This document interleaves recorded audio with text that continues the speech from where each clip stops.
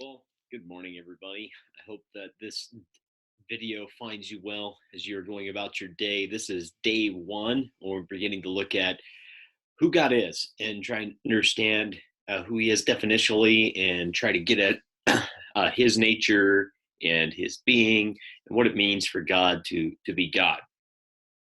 In the same way that we might talk about what in the world does it mean to be a human being, it's kind of in a similar way that the same way that we might begin to think about God. For example, what's the most basic thing about humanity? Well, you might throw something out there like DNA, having a body and a mind, and some other things that you might use to describe what it means to be a human being. So you might describe a human being in those ways, and but at some point you're probably going to ask, like, what is the basic thing, the basic part, the most fundamental thing about being a human being or humanity? So, what's the most fundamental thing about humanity? We might start asking that. In the same way, we might ask that same question and apply it to God. We might be thinking about God and going, what is the most basic, fundamental thing when it comes to God? What in the world does it mean for God to be God? And fundamentally, you got to go to Exodus 3:14, where God gives His self definition to Moses, and He says this: "I am who I am. Say this to the people of Israel: I am has sent me to you." So, in that definition, the thing that we're trying to get across is that God is pure being. God is pure being. He is not lacking any quality, but He is who He is in His perfection. So God has pure being. So, what does that mean? God is pure being, and He exists. Well, one of the hardest things for many of us to realize is that God Himself is uncreated.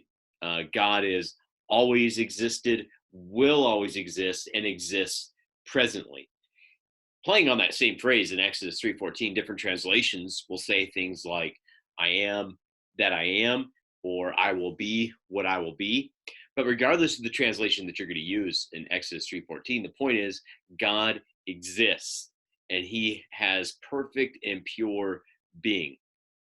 So stated another way, God cannot but exist, to use a double negative. Point is, God must exist necessarily. He's what's called the necessary being because he exists in all of his perfections as he is right now. Genesis 1:1, where the Bible begins, says that God begins with him. And it says, in the beginning, God. Just simply starts with his existence because he just always has existed. So whenever atheists kind of raise the objection, who created God? What is the what why how can if we're going to talk about everything coming from something, then at some point we might say that something had to create God, or that he just kind of existed from maybe some pre-existing spiritual material, or I don't know what the theory might be. But the point is that to be a traditional classical theist, we would say no one. God did not just pop into existence. He didn't like become a composition of all these different elements in the spiritual universe. God simply is. He has existed in all of his perfections uh, from eternity past. A second kind of related fact. So first we're talking about God being pure being. He has always existed, and he is who he is in his perfection. So the first thing that we want to get across is that God simply is. He's uncreated. He is who he is in all of his perfections. The second related fact to all of this that the scriptures tell us is that God also um, not only is the perfect being, but there's also a component in which anything else that exists necessarily through God. So, for example, Colossians 1:17 says this: He is before all things. Technically, this is speaking about Jesus, but this is talking about Jesus here. So this is Jesus and God before all things, and in Him, that is Jesus, all things hold together. So, in other words, that if anything's going to exist, it's going to exist only because God is behind it all. God not only must be the root of all things, but also must sustain all things. So, there's kind of two components now when you're thinking about God as pure being. So, anything else that exists comes from God, and it must remain. The only way that it can be upheld is that God is holding it there as well. So, everything depends on God. if God didn't exist, there wouldn't be anything that existed at all. To kind of help you understand a little bit about God existing and his perfections and everything else, let's kind of think about what it means to be yourself and your potential. So when you were gestating in your mom's womb, there wasn't anything that was within you that said that was the maximal potential, right? So you had your birth, then you grew up, you were educated, you learned different skills, you had different experiences that added to who you were. Then eventually you're going to reach your full potential, usually around age 30. It's kind of like your full physical potential. It's around age 30. And then after that, as anybody over 30 and or over 40 would tell you, everything is downhill from there, right? We have a losing of our potential. We have a losing of our full vitality as a human being. So we kind of grow up and grow into a kind of a full vitality, but then we have that vitality for a very short window, and then that full vitality fades, right? So you have a growing, a remaining, or sort of an existing here in the middle, and then a fading. So traditionally, you might think of being in three different modes. Then, kind of keeping that as our background. So three different kind of modes of being. So you have becoming, then you have the being itself. So when you are existing, and then you have the fading from existence. So some people begin to think that God is operating in the same way, right? So you have becoming, being, and fading. Some people begin to think of God in the same light, where he's can learn. Maybe God can grow as this person, and maybe God is losing some of that power and control. But with God being pure being, what that means is that God has all of his perfections right now, has had all of his perfections in eternity past, and has all and will have all of his perfections in eternity future. God doesn't get stronger or weaker. He simply has the maximal strength right now. God doesn't get wiser or less wise, or foolish even. God has the fullness of wisdom right now. There's no lacking of it. There's no growing in it, and there's no and there's no fading as well. God will have the maximal wisdom right now. So God doesn't face the same problems that we do as human beings, because we are contingent. We are dependent upon God for our existence, and we don't have the maximally great pure being that God has in all of his perfections.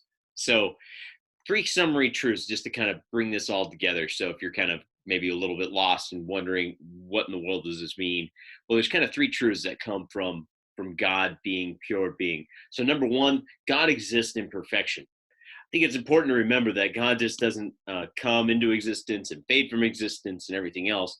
He is who he is, maximally perfect right now. So we don't have to worry about God changing. We don't have to worry about God getting less strong. We don't have to worry about God losing in some form or fashion. He is maximally perfect in all of his qualities right now, and that's kind of that second point. So he has maximal perfection in all of his qualities. So his wisdom, his strength, his might, he has all of that. God doesn't fade or lose being as well. He remains who he is necessarily in his person. Kind of a third related point then is that all things depend on God to exist. So if we are going to be here on the world, we must have God to put us here in existence. If there's going to be any creation, or it has its roots, its dependency upon God. It is contingent. It is only upon God that all things will exist and continue to exist, only when we begin to connect it back to God. So a lot of this might seem kind of abstract right now, and you might be going, okay, that's really great. God exists necessarily. God exists perfectly. His qualities don't wax or wane with the passage of time. He has all of his perfections right now, and eternity past and eternity future. What's that mean for me? In other words, how's this going to change the way that I live? Well, there's kind of three things I think that And there's probably more, but here's kind of three applications that come out of this. Number one is to realize that God is God and you are not. One of the earliest, most basic temptations that goes all the way back to the Garden of Eden is to begin for us to usurp God's throne, to go, you know what? I don't think God really has my best interest in mind. I don't really think that God should be the one who rules over my life. I should be the one who does that. So we want to be self-determined in a way independent from God. Maybe we don't want to be an atheist in the sense of a philosophical atheist, but we might live practically as an atheist, as if God does not exist and we aren't dependent upon him. So the first point of application is that God is God and you are not. You are not him.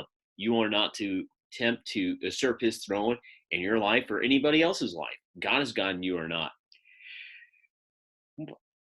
And I guess kind of practically, you can kind of go back and realize that ultimately you're not really in control of a whole lot of things too, right? God is God, you are not. You can't really control a lot of things because you might fool yourself into thinking you have control over some things. But if the coronavirus has taught us some things, is that we are not as much in control as we like to think we are. The second thing is that, and this is related to our first point, God is God, you are not. And the second point is God alone is worthy of worship. And God is the maximally great being. Why would we worship anything else? Why would we worship ourselves, try to put ourselves on the throne? Maybe money, sex, pleasure, whatever it is. These other things that we might attempt to worship and live our lives for. Worship is simply that the thing that you give maximal value within your life. It's that thing that you delight in and take rejoice in. And when you begin to think that God is pure being, he has all the perfections. He is perfect in who he is, and he exists, and he is, and will always be. Well, why would I go worship anything else? It's not only sinful, it's foolish and stupid to worship anything else other than God. So, number one, realize that God is God, you are not. Number two, God alone is worthy of worship. And kind of the third point of application is tying those two things together is to remember your dependence upon God. The DNA that gives your body information has to be put in there by God himself. Your molecules would unravel apart from him. The very fabric of the atoms, everything tying the universe together, it would simply fall apart if it did not connect back to God, who is pure being. All these things are contingent. Creation is contingent upon the pure being, God himself. So as you begin to think about who God is, we got to begin with the very basics. One of the most fundamental things about God, which is that he is pure being. He exists necessarily in himself. So I hope that you guys have been kind of enjoying this kind of walkthrough, thinking through who God is. If you have any questions or comments, please comment below on this YouTube link, and I would love to interact with you guys. I hope that this has been helpful as we begin to rethink and maybe just rediscover who God is.